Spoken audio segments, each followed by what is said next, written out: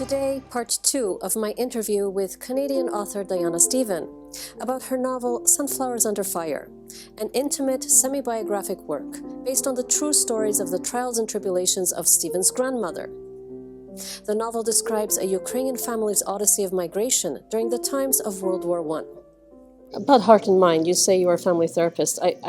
You can sense that. You can sense that because the interpersonal relations between the characters, it's not like a whole heck of a lot there is discussed, but what is discussed is so potent, so full of emotion, so full of meaning. And you can tell how important interpersonal relations are.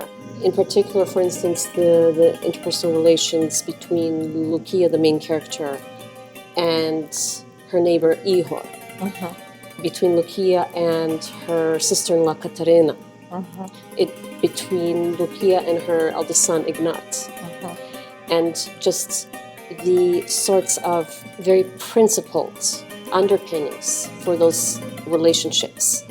You can really sense your background in family therapy there, because very few authors get that across that I've seen in that particular way. But without being didactic. Yes, thank you. Thank you for saying that. And without actually having to describe things for pages and pages and pages on end. Somehow you manage to do that in very short descriptions, but very full of meaning and very full of emotion. And you get your message across very efficiently. So that I appreciate as well.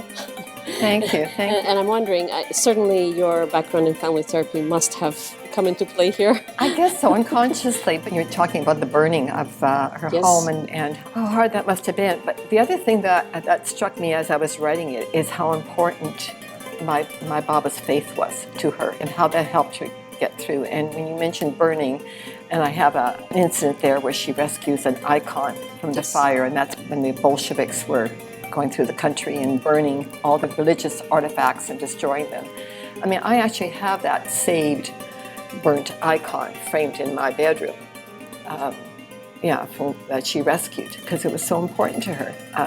And what a different time that was, I think, compared to today. I mean, how many people today rely on faith to get them through, right? And if she didn't have it, I don't think she would have got through. Extraordinary time. I used to get down on my knees with my Baba and pray every night, you know? Well, another thing is that the various aspects of village life are very well described. The rites of passage of various sorts, marriage, death, coming of age. Are these things that you knew from your Baba more exclusively, or I understand you did a lot of research? I had like the stories, but I didn't always have the details of the kind of rituals or the customs. And I had to research that in Volhynia. What were they doing? What did they do? Like even, not sweating, the whole thing about the table in the middle of the road and having to earn his way to see his bride, to get his bride. I mean, that was, I didn't know about that, but I put that in there because that was something I discovered through my historical research.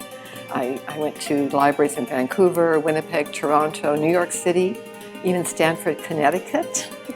I like doing research though, so it was okay. Well, it shows because it's very tightly held together as far as the facts go. And the facts don't overburden the plot, which can sometimes happen when you're straddling the line between history and documentation and fiction.